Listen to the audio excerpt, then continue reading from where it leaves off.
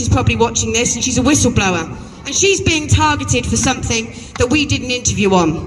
Now, as most of you will probably know, there's a lot of corruption that goes on in social services, in the education system. Well, that's why we're all here today.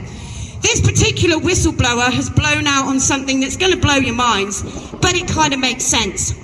With the increase of sexualization of children becomes the increase in STIs. So how do they get around this? Right now, being written by a paedophile organisation that was actually banned in Australia. They now own a company called DNA Legal. They do most of your phlebotomy and hair strand testing, and they are run by paedophiles.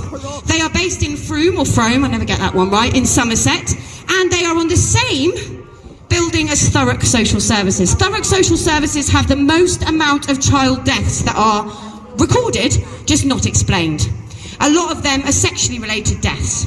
Now, the great thing about this little coming together is it means that the NHS and doctors are being guided on how to confidentially treat children who have sexually transmitted diseases. So, in the next 6 months, your child, aged 8 years old, who doesn't know whether it wants to be a pumpkin or an armchair, is going to be able to go in with syphilis or gonorrhea and come out without your parental consent with a prescription. Now, as Kim's mentioned, your child must have had sexual intercourse in order to get chlamydia. But that's okay, because your child is sexual from birth, so your child now has sexual rights, which means that your child, as of the end of this year, is going to be able to go into a doctor's where you thought it was safe. You thought it was just the social care system. You thought it was just the education system. No. This is from the top, as Kim says, top down. This is happening in every single sector. So it doesn't just mean that we have to wipe out the education system. We do. It doesn't mean we just have to get rid of the social care system. We do. It means that we kind of have to try and bend the way that everyone else in this country thinks to say, why are we still listening to these people? They are paedophile promoters. They are a global network of enablers.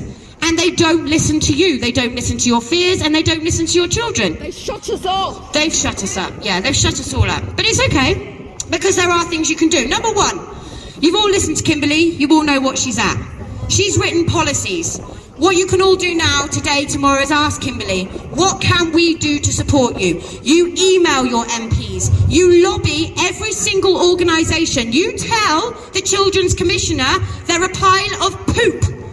How can children only contact the Children's Commissioner when they're not allowed? And this is what's going to get me onto my last point, because this is the best way of silencing victims of abuse.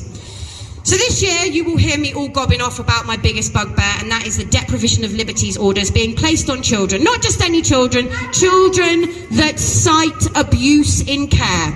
Today, there are 4,793 children under the age of 16 on deprivation of liberties orders. One particular child I had to get to swallow a SIM card so I could know where she was.